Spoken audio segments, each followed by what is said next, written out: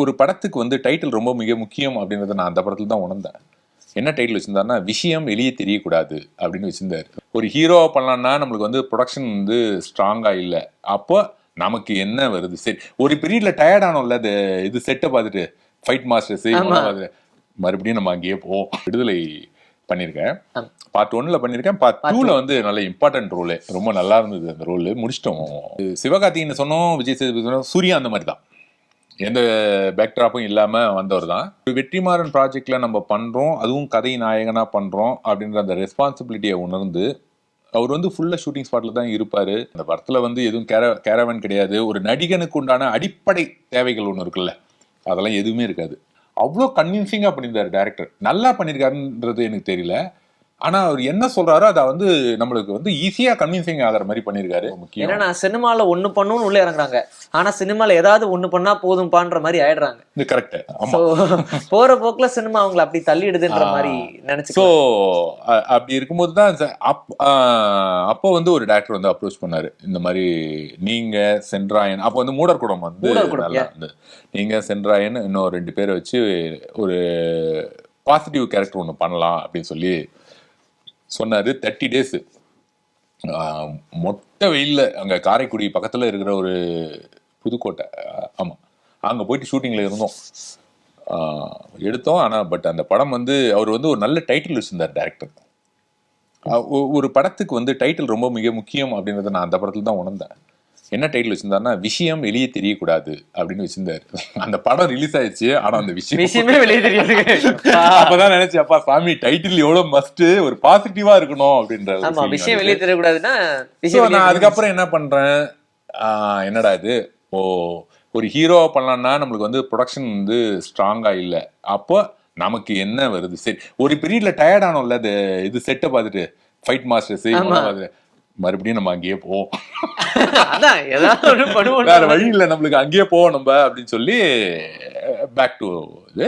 But இப்போ வந்து கொஞ்சம் குவாலிட்டியான ரோல்ஸ் வரதா ஃபீல் பண்றேன். இப்போ வெற்றிமாறன் கூட விடுதலை பண்ணியிருக்கேன், பார்ட் 1ல பண்ணியிருக்கேன். பார்ட் 2ல வந்து நல்ல இம்பார்ட்டன்ட் ரோலு, ரொம்ப நல்லா இருந்தது அந்த ரோலு. முடிச்சுட்டு டப்பிங்லாம் பேசியாச்சு.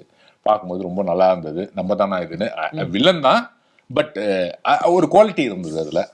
அவர் படங்கள் அப்படின்னாலே அப்படிதான் மோல்ட் பண்ணுவாரு எல்லாரையும். ஆரம்பத்துல இருந்து இப்போ வரைக்கும் அப்படிதான். விடுதலை படம் பண்ணும்போதே சூரி சாரை பத்தி நிறைய விஷயங்கள் கான்ட்ரவர்சியா ஒரு பக்கம் போச்சு, இன்னொரு பக்கம் வந்து பயங்கர பாசிட்டிவா பேசிட்டு இருந்தாங்க.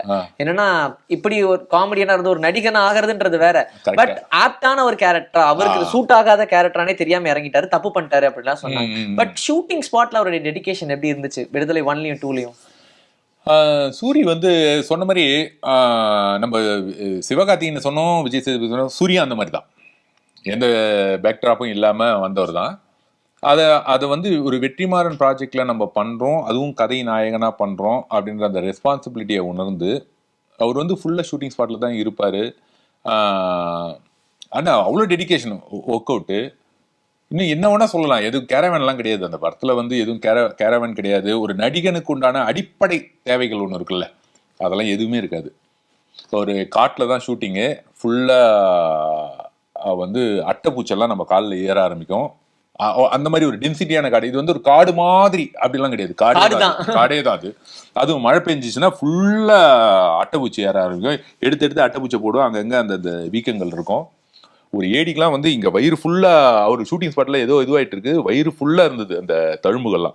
ஸோ அந்த மாதிரி ஒரு இடத்துலையும் வந்து ஷார்ட்டே இல்லைன்னா கூட வெயிட் பண்ணிட்டு, ஷூட்டிங் வந்து எத்தனை நாள் நடந்தாலும் திடீர்னு ஃபோன் பண்ணி கூப்பிடுவாங்க. எனக்கே வந்து இப்போ சார் நாளைக்கு அப்படின்வாங்க, முடிஞ்சதுன்னு சொல்லுவாங்க, நாளைக்குன்னுவாங்க, போவோம். அதே மாதிரி தான் வரும். நல்ல அர்ப்பணிப்போட இருந்தார். இந்த மாதிரியான ஒரு பார்த்தேன் நான் சூரிக்கிட்ட. ஸோ விடுதலை 1 படத்தை வந்து ரொம்ப வந்து அழுக வச்சுட்டாங்க இல்லையா?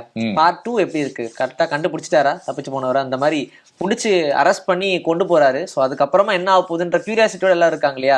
இதுலயும் கஷ்டப்படுற மாதிரி எக்கச்சக்கமான சீன் உள்ள திணிச்சிருக்காரா? இப்போ வந்து சேத்தன் வந்து டப்பிங் பேசினாரு அன்னைக்கு. பேசும்போது ஆரியன் வாங்க உள்ள வாங்க அப்படின்னாரு. உள்ள போய் உட்காந்துட்டேன். அவர் வந்து அங்கே டப்பிங் பேசிட்டு இருக்காரு, இங்கே வந்து ஸ்க்ரீனில் பார்த்துட்டு இருக்கேன். ஒரு 1/2 hour படம் பார்த்தேன். ஏன்டா பார்த்தோன்னு ஆயிடுச்சு. ஏன்னா ஐயோ, இந்த படத்தை ஆரம்பத்துலேருந்து நம்ம பார்த்துருந்தா எவ்வளோ இன்ட்ரெஸ்டிங்காக இருந்திருக்கும். அவரோட போர்ஷன்ஸ் எல்லாம் பார்க்க அந்த கிளைமேக்ஸ் கிட்ட பார்க்கும்போது ஐயோ என்னடா இது பாத்திரமே வெளியில வந்துட்டார். அவ்வளோ கன்வின்சிங்கா பண்ணியிருந்தாரு டைரக்டர். நல்லா பண்ணியிருக்காருன்றது எனக்கு தெரியல, ஆனா அவர் என்ன சொல்றாரோ அதை வந்து நம்மளுக்கு வந்து ஈஸியா கன்வின்சிங் ஆகிற மாதிரி பண்ணியிருக்காரு. உண்மையிலே ரொம்ப நல்லா பண்ணியிருந்தாரு. அந்த ஒத்துக்கிட்டு தான் ஆகணும். ஆமா ஆமா ஒத்துக்கிட்டு தான் ஆகணும்ன்ற மாதிரி எங்கேயும் எக்ஸ்ட்ரா எல்லாம் எதுவும் பிளே பண்ணிடாம அப்படியே ஒரு ரியலிஸ்டிக்கா இருந்தது. சூப்பர்.